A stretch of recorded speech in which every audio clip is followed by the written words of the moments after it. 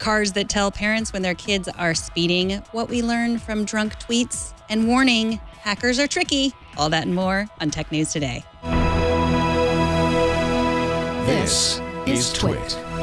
Bandwidth for Tech News Today is provided by CashFly at CACHEFLY.com.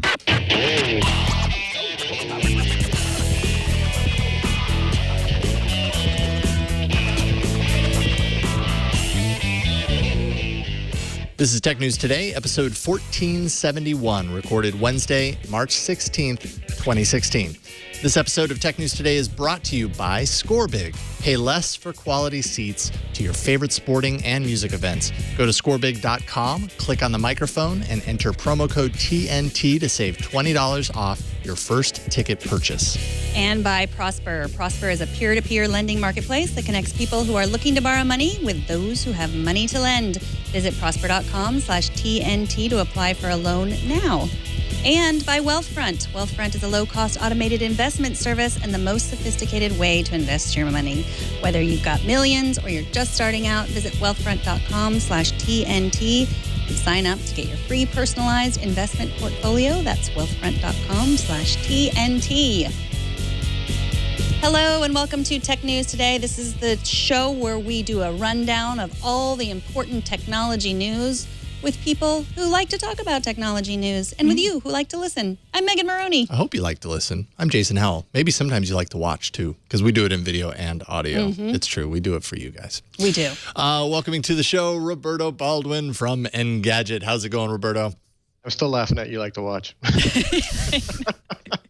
We say some funny things that we try not to laugh at on the show. Yeah. Good. So what are you working on these days? We see a lot of things with wheels over at Engadget with your name attached to them. Yeah, I'm covering a lot of transportation, smarter cars, maybe not smart cars, electric vehicles, electric motorcycles, doing some security stuff, a little bit of IoT, just throw that in there, a little IoT for funsies. No one has fun with IoT, I'm kidding. Now, have you tested the Apple car? Yeah, like 3 times. Okay. No big deal. They gave you one. They were like, here, you tested it. We feel like we should give you one of these. Just don't tell anyone. They didn't. I signed something. It said NBA. I don't know what that means. Yeah, it had something to do with basketball. Yeah, I don't. Whatever. So Apple car. It's got a click wheel. It's weird. Okay. Good to know. All right. We'll be sure to spread that rumor. Let's get to the stories. Mark Bergen over at Recode has the scoop on a new Apple Watch band that's designed for people with heart issues. It will monitor your heart and send results directly to your doctor if there's a problem. Now, the big news here is that unlike many other wearables, this one has been approved by the FDA, which is really interesting. I mean, this is not just a heart monitor. This is a heart monitor for people that have issues like an electrocardiogram. It's called AliveCore, and it's created by a former Googler, Vic Gundotra. What do you guys think? My sister's had a heart problem since birth. Well, not a problem, an issue. And, that's this sort of technology. This is what, like, the health technology should be doing, as opposed to, kind of telling you how well you're doing in your spin class. I think there's the health field and the tech field coming together for something that's actually genuinely useful is promising that other things will come down the pike.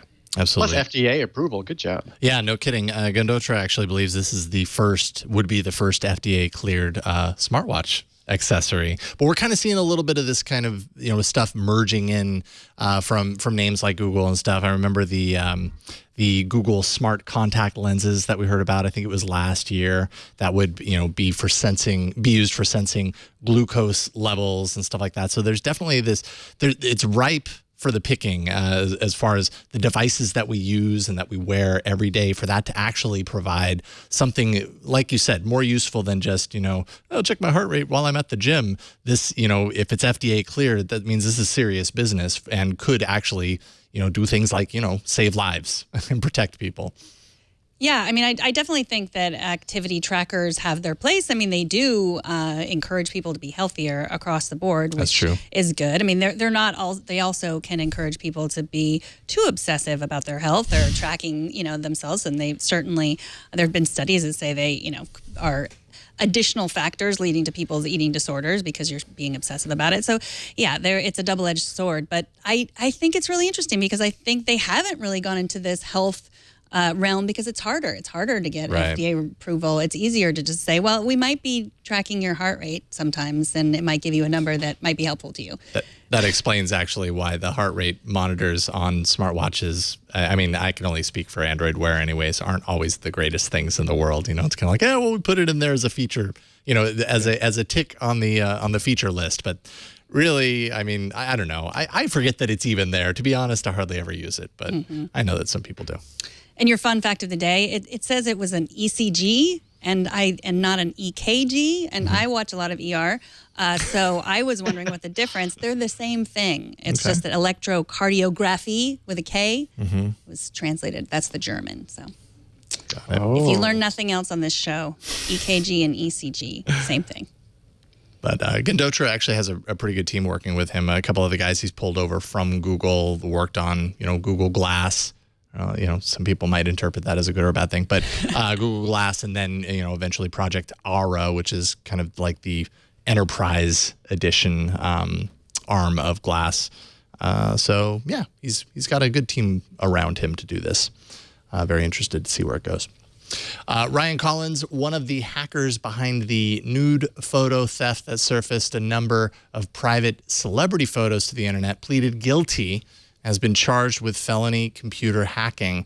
Now, at the time, this was just last year, the rumor had it that Apple's iCloud service was weak, kind of paving the way for an easy exploit. But it turns out the hack didn't involve much more than a simple phishing attack. Collins would send emails to the victims, of which he was able to access more than 120 different accounts between Gmail and iCloud accounts.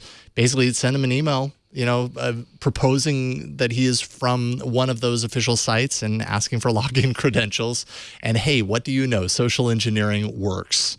And so he got a lot of IDs and was able to gather, well, as we know, a lot of very private information, private pictures, all that kind of stuff. He's not actually being charged with sharing the images, though, which is kind of interesting. They couldn't find any specific proof that he actually shared it, but they do know, and he's basically said, yes, I did commit these crimes, and hacked into all those accounts. So that is the interesting part, that neither he nor anyone else is being charged so far for sharing them, spreading them, looking at them, all the other things that were involved in this case, beyond just asking someone, like, pretending to be Apple and trying to get the password. So I don't know if that's the next thing. It'd be hard. It would be very difficult to track all the people that shared and looked at the photos. But yeah, it's an interesting case. I think you said it was last year. It was 2 years ago, 2014. And we were still talking about it. And that story about it being an iCloud vulnerability, like, that's still stuck around. Like, I definitely thought that was the case. I mean, it's surprising that it's just a phishing attack. Yeah, people talking about it was a brute force attack. They just brute forced their passwords. And that seemed, for the amount of people, I mean, that seemed, maybe they could have done that, but the phishing is so simple, and it's a good reminder to everybody. Never click on a link on an email. If I get an email from Apple or from Google or from Amazon or whatever, I never click on the link. I always just go to the site and type it in by hand, and then if they have a message for me, I can find it from somewhere on the site. But yeah, just to be safe, just don't click on links and emails. Actually, just don't have email. That's also. I like that That's even better. That's a great solution. Yeah. Email's horrible. Scorched earth plan.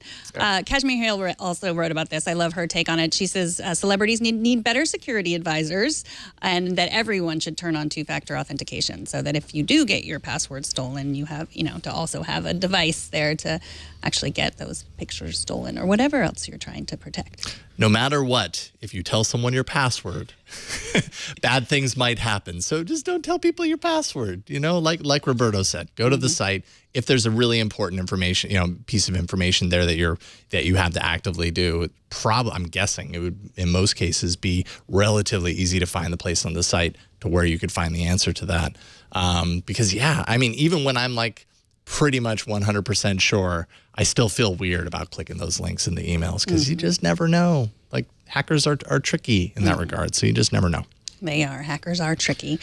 Well, the funding apocalypse continues. Understatement of the millennium. Hackers are tricky. They are tricky. Hackers are tricky. DC-based local deals coupon website Living Social has raised $900 million and was once worth $4.5 billion. But in a blog post on their site, the company says they're laying off half of their workforce, and they've changed focus to a few new products. One of those products is Restaurant Plus, a card-linked solution that will let you earn cash for dining out. Now, this is interesting to me. I don't, we've heard a lot of companies losing funding or, going under. I'm wondering if the sort of daily deals kind of coupon site was really a product of the recession. And now that is, we've sort of moved away from that. If that's why these sites are no longer popular. Groupon also not doing so great right now. No. I mean, all sites kind of this same business model have transformed and changed what they do over the last couple of years because it just has not been working out so hot. I feel like every year I feel like I hear about, sites like this just kind of laying off more people. Mm-hmm. Actually, 120 of the jobs that they're getting rid of are actually going to be outsourced. So they have that going for them. But yeah, it's a really good question. Like, why does a business like this, why do businesses like Living Social have such a hard time, over the years kind of sustaining? Because, it was so hot at one point. What do you think, Roberto? And, I think we all were excited about the idea of saving money. We're like, yeah, we're going to save money. Right. We all got some Groupons, and then we didn't use the Groupons. Like, how many Groupons did you buy that you never used? I bought one for, stand-up paddleboarding I never used. I'm still mad about that. And it's not like a regular coupon you get in the mail where you're like, well, if I use it, I don't use it, no big deal. I gave them money. Yeah. So somebody somewhere, Groupon and this stand-up paddleboarding place, have my money, and I never used it. And so I think a lot of people, they were using, it was kind of a hot fad. It was like Ello, it was like cool for a hot second. And then we realized oh, well, it's not really that great of a deal if I'm not using it. And so people, stopped using it. They stopped opening the apps, and, other apps came in and just keep getting moved off the home screen. And then eventually they're teaming up with restaurants for some other weird thing that no one will use. It's part of the reason why businesses like selling gift cards, because so many people buy gift cards for somebody else, and then the gift card either gets lost or they forget about it, or they wonder every time they look at it if it even has a balance on it, so they never do anything about it. And that's just money in their pocket. I will say, if you still have your stand-up paddleboard thing, I mean, you're here, as far as I know, at least in California. I don't know about outside of California, but you still have value on that based on the amount of money you spent on it, not the amount of money, like the extra deal that they were offering. But if you paid $25 for it, you still have that value. I know that. So there's something, I guess. Well, you just made my weekend plan. So done. Like that paddleboarding coupon was like 5 years ago. I don't know if I still have it anymore. I get like a 30-minute session instead of 4 hours. I don't care. I'm stand-up paddleboarding. Yes. It is one of those examples where it's a crazy amount of money for this company to have. And I think Amazon might own part of them as well. But it did take advantage of the technology, which was, I guess, relatively new at the time. It's crowdsourcing, having all these people be able to, buy a coupon, made it a Groupon and made, so it was maybe one of the earliest crowdsourcing technologies, but now we're done with it. Example. Yeah. There you go. We'll tear up that Groupon. Womp. Throw it in the trash. Twitter updated its Universal Windows app today, bringing support for full-size desktops all the way down to Windows 10 mobile phones with a single app. That's thanks to the Universal Windows platform. Twitter found in doing this that 90% of all the user interface, interaction, all that kind of stuff could actually be shared between the device configurations. I think this is one of the bigger kind of examples, of a major, product like Twitter doing this kind of unified thing. Some optimizations were needed, of course, between them, and bringing in features that, I don't know, it's kind of funny reading. I mean, unfortunate reading the feature list and going, oh, you're getting those now. Moments, camera support, quote tweets, group direct messages. I mean, all things that are just kind of core to the Twitter experience. But supposedly, I don't know. It kind of feels bad saying this out loud now. Like I'm talking down to the Windows platform. I am not, but I'm very happy that you have these features now. So that. Windows Mobile 10 phone OS whatever, any apps they can get are good. Right. The question is when is Twitter going to update this? It was just sort of like, hey, we'll make this one thing for you guys. It's good for Microsoft. It's good for Twitter. But if 1,200 people are using that Twitter app in a year, I doubt it's going to be updated.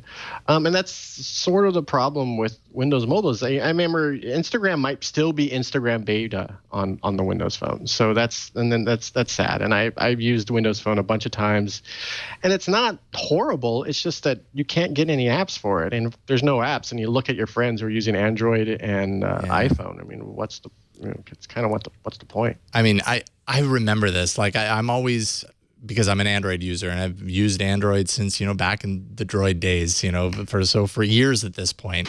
And it always reminds me when I'm kind of watching the development of Windows Mobile or Windows 10 Mobile, and it just reminds me of when I had first started out on Android and iOS had all of the big name apps, and I was just always longing, and even like a third party, not very good, but better than nothing app would come along, and you'd get really excited about it because it was something, and I kind of feel in some ways that it's probably at least a little bit like that on the Windows platform. But then, this is good news. Also, I think kind of buried in here is just the fact that supposedly Windows 10 Mobile, it has been anticipated as an upgrade for devices for months now. Supposedly that update and announcement is going to happen tomorrow, but I guess we don't know for sure. So this might actually be timed with that. This might be a totally purposeful release today because of that. So that way you can't say there's no apps, because they can say you have Twitter. You have Twitter. They can tweet that they got it. Yes, yeah. exactly. Yes. If we get Twitter out, they can tweet that they got it. Boom. There we go. Right. There we go.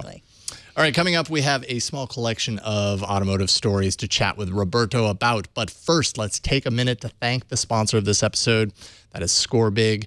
What is the next big event that you want to attend? Maybe it's a musical. Maybe you want to go to Wicked or a Foo Fighters concert. Maybe a local baseball game, or maybe you want to bring the entire family to something like Frozen on Ice. I know which ones I'm going to. I'm going to Underworld next month. I'm going to the National. Can't wait for that. And thanks to tickets I found on Score Big, Tame Impala later this year. Don't blame Score Big for my own taste in music. Check it out for yourself and find the music that speaks to you, whatever it happens to be. You can bet that there's a way to pay less for better seats. How? You just go to scorebig.com. 40% of all live event tickets go unsold. Scorebig is making it easy to go to live events by working directly with your favorite teams, your favorite artists, to get their unsold seats at unpublished prices. Now, at scorebig.com, you're always guaranteed savings by paying much less than what the box office charges for tickets. They have awesome deals on tickets to concerts, sport games, Broadway productions, family-friendly events, the whole 9 yards. To take advantage of these deals, you want to visit scorebig.com. You'll find the event and the seats that you want. Then you can make an offer with Scorebig's Name a Ticket price feature. You'll receive an answer from Scorebig instantly, and you can save up to 60% on your tickets. You also have an option to pay a fixed price, which is much less expensive than major online ticket resellers. Now with Scorebig, there are no surprise fees. You get free shipping. You can even favorite shows as well as events to be notified on the upcoming dates to attend. So maybe it's not available yet. You go ahead and favorite it. When it is available or it's happening, you'll be notified, and that's awesome. Very convenient. Now, quit overpaying for tickets. Get the tickets you want at prices you can afford with Scorebig. The next time you're planning to attend a game or show, just visit Scorebig first, and you can see how much you can save. Go to scorebig.com, click on the microphone, and enter promo code TNT to save an extra $20 off your first ticket purchase. That's scorebig.com, promo code TNT. Thanks so much to Scorebig for sponsoring this episode. Roberto, are you a fan of the Tame Impala? I love Tame Impala. I'm not kidding. They are I'm a big fan. fantastic. They are fantastic. I can't wait. Greek theater. I was excited nice. because I thought it was actual Impalas. No, It's not. different. And they're tame. You can it's like a petting zoo. Yeah.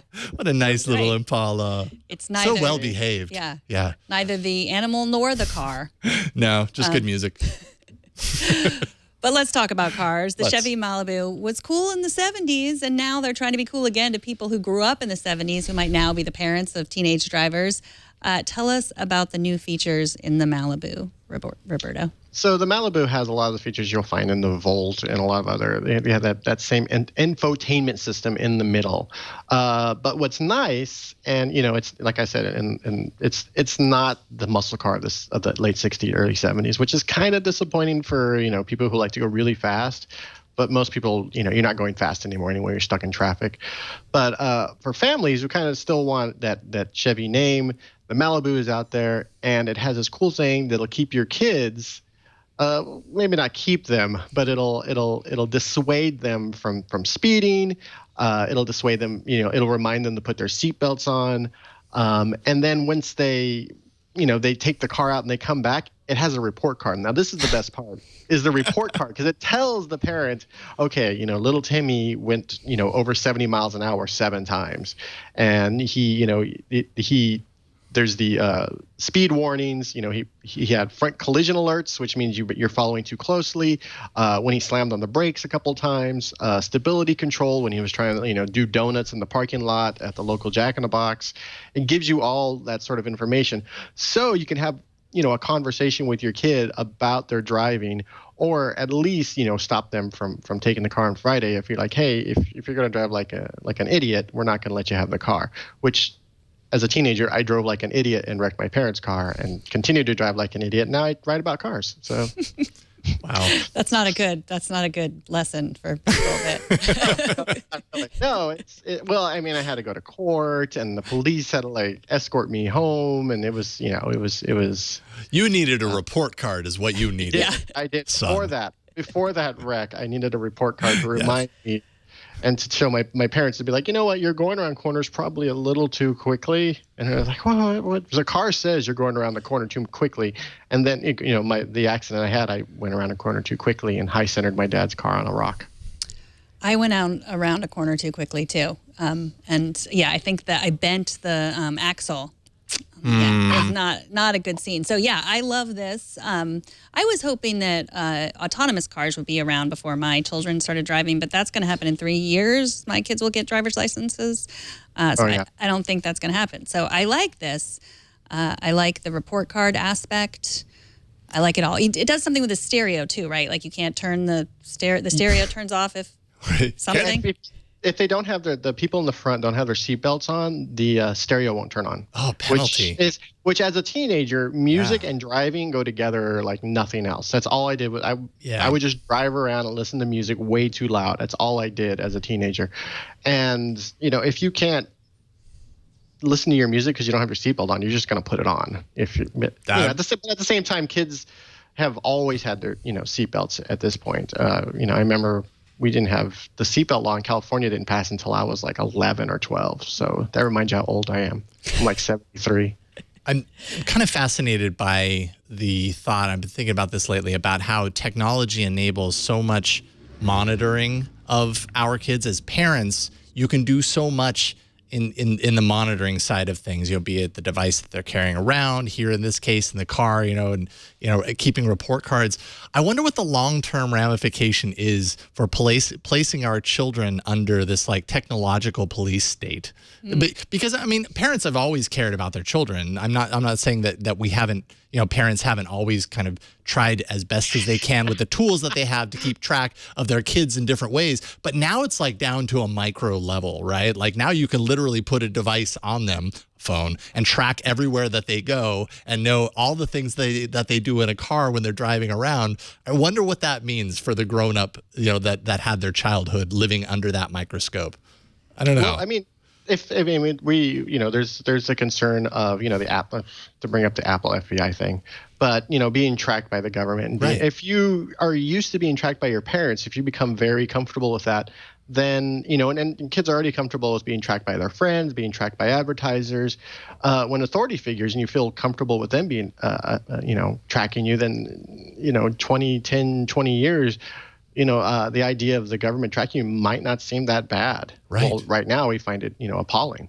Absolutely. I mean, my parents tracked me out, my entire childhood. Yeah. So what's the difference? Yes. And as a parent, of a teenager, and only one of my 3 kids has phones, and I don't have Find My Friends, and we've had a conversation about it. And I think it's important. Everybody gets to make their own choice. I'm not going to judge other people that do track their kids. I actually take advantage of the fact that she's usually with friends who are being tracked by their parents. So I can then take advantage of that. But, but you can see where a feature like this is really being sold like you described it. Like, here is something that you can have a conversation with your children about. It's not going to save you. It's not going to save them. It's not going to make them stop driving 70 miles an hour. It's like, you just have to hope, like the rest of us, educational, that you don't get in an accident as we didn't, and then you can have a conversation about it. Yeah. Yeah. I think if you see your kid doing these sort of things and driving, there's a conversation, and B, there's driving schools, there's weekends where you can go and race around a track. If that's something that your kid enjoys, if your kid likes driving fast, put them on a track,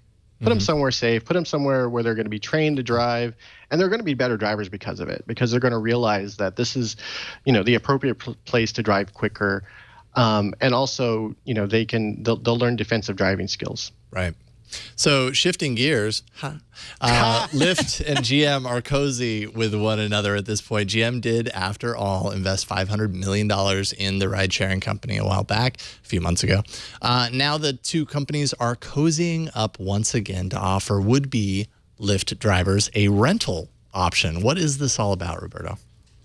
So Lyft and GM, they have, like you said, the partnership. Lyft was saying there's, over 100,000 people who have signed up to be drivers in these cities, Chicago, Baltimore, DC, and Boston, that their cars either A, didn't meet the qualifications, or they just don't have a car. So the idea is that they could rent a GM, right now it's a Chevy Equinox, between 1 week and 6 weeks. And depending on how many trips you take that week with consumers or with people who need to ride around, Lyft customers, it could be free. If you do over 65 trips in a week, you don't have to pay for the rental. Which is kind of nice if you're looking for something where you want to make a little extra cash, but your car doesn't have 4 doors or it's a little too old.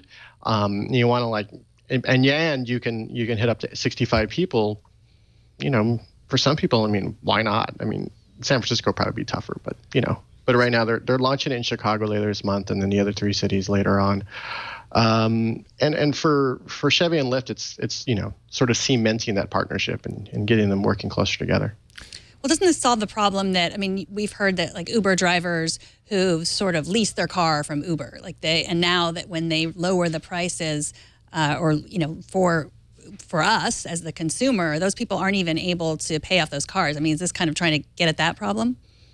I think so. I think the idea of leasing your car specifically for Uber or Lyft is tenuous, because Uber, these companies keep lowering their prices. If Uber lowers their price, Lyft's going to lower their price, which has caused a lot of problems. You have the Uber drivers who have been protesting in San Francisco, last month or the month before, and they're protesting because they used to make a lot more money, and now they're making less money.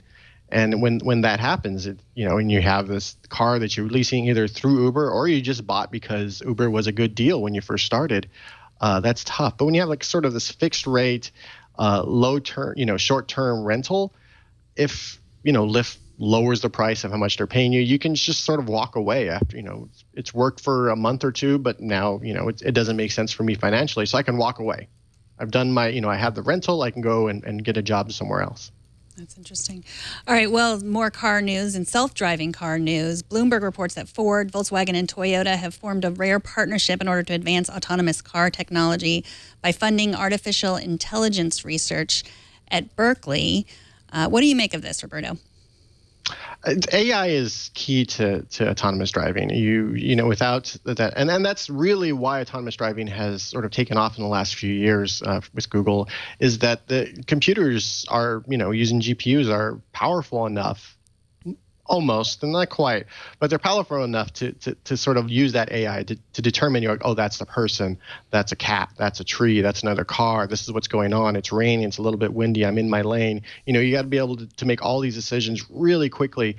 And, partnering with a university means that these companies don't have to, try to figure it out on their own, which is tough because traditionally they've been making cars. And if you remember, the car stereos from the last 5 years, that was like the tip-top tech that they had. It wasn't, you could play a CD or maybe an MP3 or plug your iPhone in. That was pretty much it. And so, it's smart for these automakers to be partnering with universities like Berkeley to get in and get those really big brains to sort of like solve the problems for them. And everyone sort of, Berkeley gets to use their cars, automakers get the tech, and it's sort of, it'll, exponentially, it'll just start growing and making, the eventual world of autonomous vehicles happen. Is this also a story about how fast all this is moving? And it's almost moving too fast for the universities. I mean, the Bloomberg said that for Berkeley, it's an opportunity to get funding without having to delay publication at the behest of a sponsor, which I thought was interesting because other parts of this story in Bloomberg kind of draw comparisons to what happened at Carnegie Mellon. And that was like Uber last year, maybe 2 years ago, partnered with Carnegie Mellon and then ended up just sort of poaching all of their academics to work for Uber and to work for them. So is this good for Berkeley and good for research and good for the automotive cars, or does one or the other end up on top in this? I think it's good for everyone. Even if, Toyota or Ford or whoever like poaches some of those professors, I mean, you're going to have students who are getting into this, who are going to be professors, and you're going to have, everyone is working to make AI, and it's not just for cars, it's for a lot of different things, but everyone's working to make AI a reality. And if you make create a competitive environment, people are going to work faster, they're going to work harder, and they're going to try to win. And that's, what the automakers are trying to do right now, teaming up with the universities. And of course, the university wants to be able to say, we're the ones that created the AI that's powering the Toyota Automaton or whatever car weird name they come up with. Toyota Automaton. Automaton. I love it. Yeah. I do too, actually. That one's free, Toyota. Okay. Cool. Excellent stuff. Thank you, Roberto, for those stories here. We actually have an email from Jack who wrote into tnt@twit.tv with his thoughts on device security. He says, I know I'm fueling the fire with this email, but there is a security feature in iPhones with fingerprint sensors that I think has been overlooked. Hosts and guests alike have mentioned that you can be forced by authorities to unlock your phone if you use the fingerprint sensor. However, this feature is disabled as a security precaution when the iPhone is rebooted. So any iPhone owner who's concerned about unwarranted search can use this feature by powering off their phone in the event they risk their phone being confiscated, let's say. I mean, Android's like this too, and I guess I never really kind of considered why that might be the case, but yeah, that's exactly it, right? Like, I guess that makes perfect sense that you turn it off. I guess the trick here is, of course, if your phone's being confiscated, it might be incredibly inconvenient or impossible for you to actually power it down before anything can happen. But I suppose once you kick off the process, then it happens. I don't know. The smart person, like say you're a dissident in a country where you're afraid that if that information gets out, is you turn off the convenience of your fingerprint unlocking your phone. Yeah, that's if you're a dissident or you feel like your civil rights are going to be violated during some sort of protest or whatever, or you do that. And of course, if you're Bob the drug dealer, you would probably do that as well. Yeah, that is. I mean, that just really is a good example of why this is so complicated, because that's what we're dealing with. Both of those arguments. Yeah. And I think on this show on MacBreak Weekly, also Leo was talking yesterday about how you can get around the fingerprint sensor if you have if you have Siri disabled on the lock screen, so that, a lot of us, we want the convenience. And so like, I want to be able to talk to Siri without unlocking. And so, if you already have that, if you've already made the trade for convenience, there are a lot of ways that people can get in, bad guys and good guys alike. Well, yeah. And I mean, like on Android, for example, there are features like Smart Lock where essentially it will deactivate the requirement for, let's say, a fingerprint or a PIN code if you've told it this geographic location, like this is work, so don't lock it at work or don't lock it at home. Or you can sync it so that when it's connected to Bluetooth to your watch, it deactivates those security features too. So yes, while that's convenient, that also creates another way into your device potentially, and not even just in the case of it being confiscated by the officials or whatever, but by people who happen to want to take your phone and get into it outside of that. So there you go. Well, up next, and it turns out all you need is a phishing scam. yeah, right. All you need is an email. Yeah.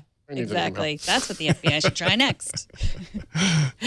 Padre caught up with Sam Miskovich from Ars Technica at the Game Developers Conference in San Francisco. We'll see them in a moment. But first, let's take a minute to thank Prosper, the sponsor of this episode. Credit card debt is no picnic. Instead of putting everything on your card, you might want to consider getting a loan instead. It doesn't have to be a huge production, and you don't have to worry about the stress of high interest rate credit cards. Next time you need some extra cash for a project, consider going to prosper.com. Now, if you're still on the fence, just try it. You can get a free quote. It does not affect your credit rating. Prosper's online marketplace connects people who need money with those who want to invest. Those who want to invest in you. You are a real person at Prosper, not a number, not a score, not an algorithm. You're you. It's all the beauty and promise of crowdsourcing, but for borrowing money. You can use Prosper to borrow up to $35,000 in as few as 5 days. With Prosper.com, you can borrow money for just about anything you want. You can pay off high-rate credit cards. You can fix up your house, get a new car, start a small business, plan a vacation, anything you want. It's your money. I have considered a loan to fix up my kitchen to make it look like some of the people that we interview, like Becky Worley, from their kitchens. They're beautiful. I'm jealous. I might fix up mine. Prosper.com is the better way to get the cash you need at a low interest rate. To check your low rate instantly without affecting your good credit, go to prosper.com/TNT for up to $35,000 in your account in as few as 5 days. Go to prosper.com/TNT. That's prosper.com/TNT. All right, so we've talked a bit about some of the news coming out of the Game Developers Conference currently here in the Bay Area. Father Robert Ballester is there today. We have a team there, actually. He had a chance to catch up with Sam Miskovich from Ars Technica to talk about some of Sam's favorite stuff. Let's see what they had to say. Thanks, Jason and Megan. We're here at the Game Developer Conference 2016. I'm standing next to Sam Miskovich from Ars Technica. Sam, what were the most memorable pieces of tech or games that you've seen at the show? Well, the HTC Vive has been my favorite for a while. I'm lucky enough to have one at the house, as I've told Megan and everybody else, week in, week out. And that's still really blowing my mind. I actually was just at an Oculus event, and I've been able to do hands-on direct comparisons with the Oculus and HTC Vive. And I feel like developers and fans alike are really going toward the HTC Vive. It's much more difficult to set up in your home, so how that'll actually play out in real world is one thing. But in terms of having these demonstrations and going, what's really cool, Valve and HTC have the edge. Now let's talk about that edge, because you got to try out the one that everyone's talking about. That's the HTC running Star Wars. What was that like? That's right. I did go to Tatooine very briefly. It seems to be setting up something to happen between episode 7 and 8, in which you stand on Tatooine. You've been preparing with Luke Skywalker, but all you see when you land is that you stand in a dusty spot. Millennium Falcon lands right on top of you. R2 comes out, and you need to keep R2 safe from a whole bunch of stormtroopers by taking your Vive controller. It turns into a lightsaber. It is the first ever motion-tracked VR lightsaber, which is amazing to say that it's taken this long for that to happen, even though we didn't have a very good lightsaber thing. All you do is you swipe away laser shots, so it's not quite a battle. Nobody knows if this is going to come out as a full game, but what I did play, it makes me think this is going to be something, and it was very cool. That's actually been a trend here. You've been seeing more and more less technical achievement, less hardware announcement, more actually get in and try something that's interesting. But I think we buried the lead, because there was a story that really came out yesterday. I know you went to the press event. The Twit team actually got to go to the Sony booth and try the new PlayStation VR. We really liked it, especially at that price point. We thought it's definitely in the upper echelon of VR products. Where would you place it? So I think PlayStation VR is the most likely to make immediate, short-term, at-the-house gaming VR impact. The combination of price point and quality, it is not the sharpest VR display, but it will not make you sick. It runs fast enough. It has actual games, including Res VR, which is a remake of an older game, which was ahead of its time at the time. It's going to really kill when it finally launches. And there's going to be enough playable stuff at a price point. If you've already spent that $350 on the PlayStation, you're halfway there. You don't have to buy that $1,000 computer like you do with the Vive, Oculus, and other systems. So I honestly think this is going to be right at that sweet spot where people, on average, will go, I can throw an additional $400 at this. I can get this going. I can put VR in my home that doesn't suck right now. The Vive, I love it. I have a little bit of money to throw at it, but for people who just want to try it and have it not suck, have it not just be the Samsung Gear VR quick taste, this is going to be a big sea changer, and they're really poised to make a big impact with it. Sam, one last question. We know that VR has been the big story. Everyone has a VR headset or a VR accessory, or they're developing an infrastructure for VR or even AR, like Google with their Project Tango. But when we look at actual games, is there one that has stood out in your time at GDC that you say that's well designed or well programmed, or the story is great, or it's just simple enough to grab me?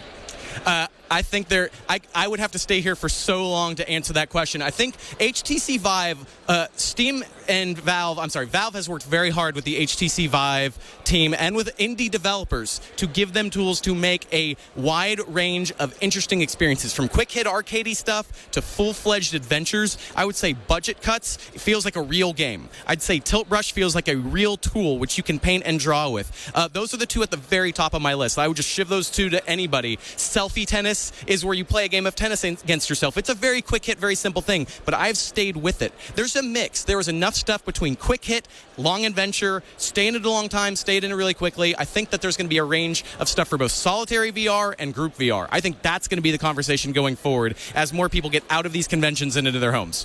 That's a story from GDC 2016. Now, Sam, of course, everyone knows Ars Technica, but if they want to find your work in particular, where can they go? They can find I was about to make a dumb joke. At Sam Red is the easiest way on Twitter, but I'm pretty much living and breathing Ars Technica. I have to go run and play with another headset thing, and then go play all these amazing indie games. It's not just VR. There's amazing stuff being made for every kind of screen, and even board game stuff. So I'm going to go play all of it and go crazy. I really appreciate getting to talk to you guys. It's a pleasure, Sam. And Jason, Megan, back to you in the studio. Thank you, guys. Thank you, Father Robert. Thank you, Sam Miskovich. Man, I really want to play that Star Wars VR game. Like, it's Star Wars. It doesn't matter what it is. It could be like a Star Wars like chess game. Where you're like, you know what? I really want to play that chess game, even though you play chess a million times. Actually, like, well, that makes Wookiees. that makes perfect sense. If they recreate that scene from A New Hope and everything, I would totally play that. I play that all the time. I'd never come out of VR if that was reality. So, Roberto, I know last month you wrote a piece about how VR is getting like a little bit too real with Grand Theft Auto. Do you have any other thoughts on VR? I want to see what happens with it beyond games. The only game I really like is Portal. And so when the Portal comes out and my friend has the game and has the headset, I'm going to go to their house. I'm not going to buy this. I'm not going to buy, any of this stuff because I'm cheap and I just don't play games. But what happens after that? What happens beyond games? And that's where I'm really interested. And, we've seen a few little things. New York Times had a really, New York Times VR is pretty nice.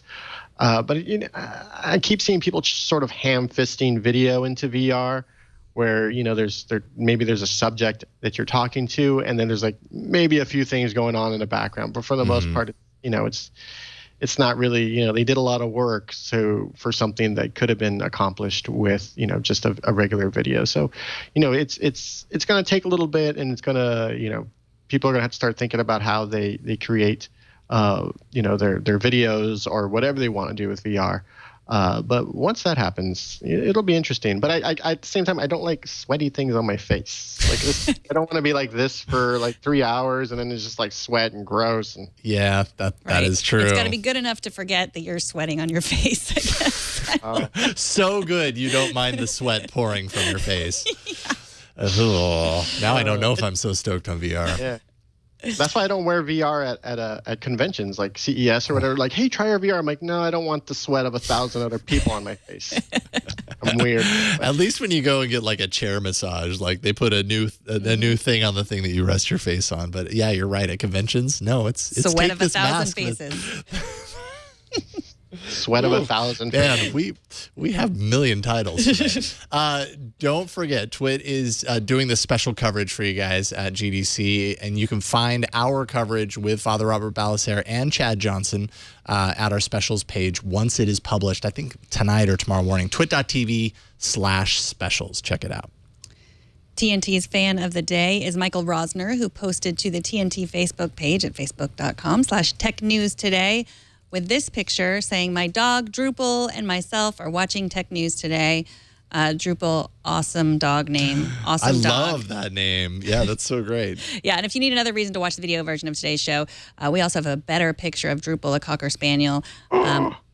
We're very fond of seeing pictures of pets watching our show. We really like it. So show us how you or your pet watch or listen to TNT. Just record a video or take a picture of yourself or your setup and post it to Instagram, Google+, Twitter, or Facebook. Use the hashtag #HowIWatchTNT.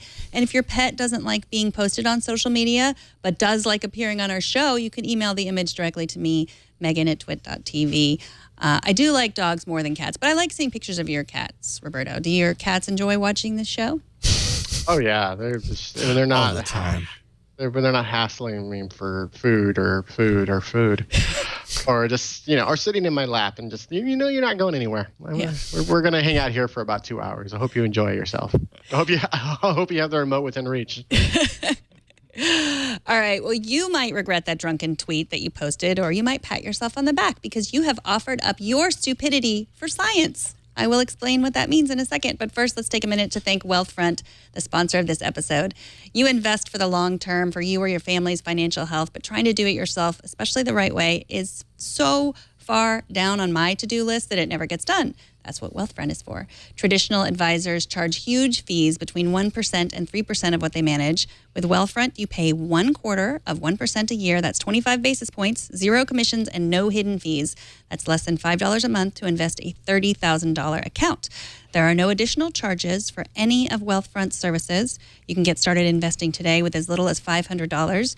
Now, if you've ever looked at your credit card statement and been a little appalled at all the little things you throw your money at every month, you'll want to check out Wealthfront. It is not as hard as you think to invest that money instead of spending it on gems in Clash of Clans. Or if you really want Clash of Clans gems, invest your real money now so you can buy more Clash of Clans gems later. I don't judge. If you want to buy gems, buy gems. It only takes a few minutes to sign up at wealthfront.com, and it goes right to work monitoring your portfolios around the clock and taking action as soon as an opportunity arises.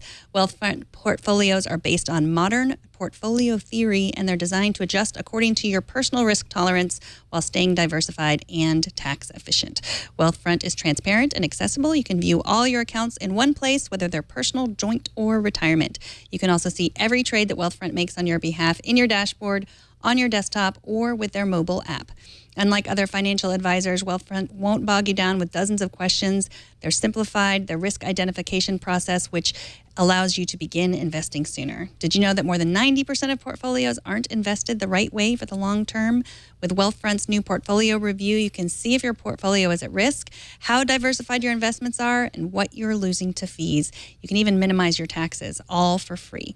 Wealthfront manages over $2.6 billion in client assets, and it's growing rapidly every day. Visit wealthfront.com/TNT to sign up and get your free personalized investment portfolio. You'll see the customized allocation they recommend for your profile. And just for Twit listeners, if you sign up to invest, Wealthfront will manage your first $15,000 entirely free of charge, and that's for life. Join the many Twit fans who have seen huge success with Wealthfront and claim your offer today at wealthfront.com/TNT. And finally, tonight, we have already talked about the trials and tribulations of university research.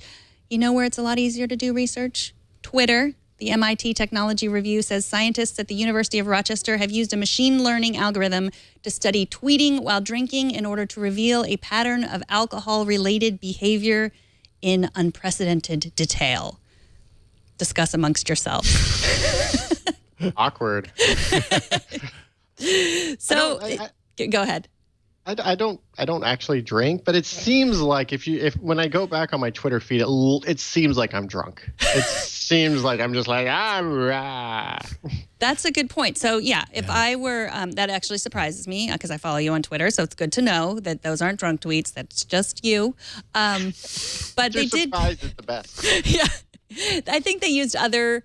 I think they searched for words like drinking or drunk or I'm Obvious drunk. ones, yeah. Or, That's a good indication. When your tweet says I'm really drunk right now, yeah. they're probably drunk. Right. So I think that the machine learning is smarter than me. My own brain thought you were drunk when you were tweeting, but in actuality, that's why AR is better. And it's done some studies that can tell location. I guess it can just, talk about the darker side of drinking, which of course there is a darker side there too. And maybe be able to help people. Mm-hmm. I wonder what robot narcs are going to do with all this extra information. What you going to do, robot narc? That's the worst. Well, we have Snitches.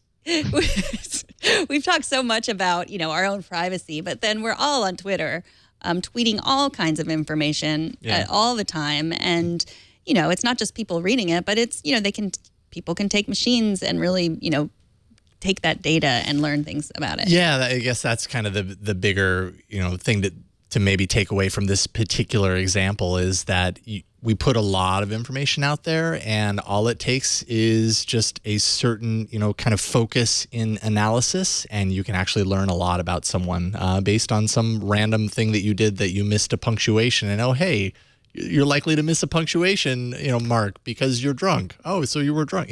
Like inferences can be made around things that seem so meaningless. So, that's important to know, I suppose. Robot narcs, they're coming after you. Drunkards. That's why I only tweet lies. I just tweet lies nonstop. Everything I see on Twitter is a lie. So, because the robot narcs aren't going to come after me. They're not going to get me.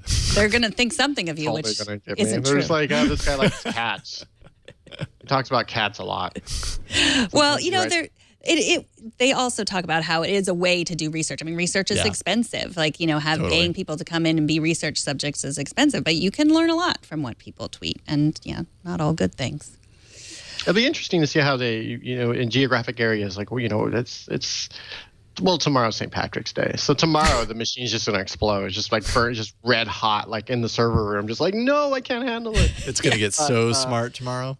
But outside that, like, sort of looking at geographic areas and seeing how people, do they drink more after something, something civic happens that's great. Like, your local sports team wins, or do people drink more when they lose? That's, I wonder if that's right. Possible. Mm-hmm. Yeah. Well, robots. Roberto, it is always a pleasure to have you on. We talked about some of the stories that you have been covering, a lot of cars and other wheeled objects, and apparently you have some more that you can't talk about yet, but we look forward to reading those. But all the cars. Things with wheels. Yeah. Roberto is a reporter at Engadget, and your Twitter is at Strange Ways. That's Strange Ways, no vowels. Strange Ways, no vowels. STRNGWYS. Or string waves. String waves, yeah. Okay. It's a Smiths reference, so Smiths fans, you'll get it. Awesome. Or strong waves. I will stop now. Thanks so much for coming on, Roberto. Thank you, Roberto. Thanks for having me on, guys. Always a pleasure. We'll have you back soon. Tomorrow's guest will be Tim Stevens, returning to the show from CNET. TNT records live every Monday through Friday at 4 p.m. Pacific, 7 p.m. Eastern, 12 a.m. UTC at twit.tv/live. You can be a part of the show by emailing us at tnt@twit.tv. You can also leave us a short voicemail. You probably won't, but if you want to, it's 260-TNT-SHOW. You can also hit us up on Twitter. We are at Tech News Today TV. This is the point of the show where I like to thank everyone who's still listening for listening all the way through. And you might say, oh, well, I just listened for an hour. I don't have an hour, but you probably do. You don't know where you have an hour. Driving, folding laundry, running, exercising, lots of ways you can listen and watch. Yeah, watch with your Google Cardboard. Whatever way you watch, you're going to want to subscribe so you get the show as soon as possible. That's twit.tv/TNT, and sign up for our newsletter, twit.tv/newsletter. I am on Twitter at Megan Morrone, usually not drunk tweeting. I don't know if I ever drunk tweet anymore. I'm at Jason Howell. Thanks to our technical director, Anthony Nilsson, and all the folks here who help us produce this show every single weekday. And thanks to you for talking tech with us. We will see y'all tomorrow. Bye, everyone. Drunk tweet. Okay.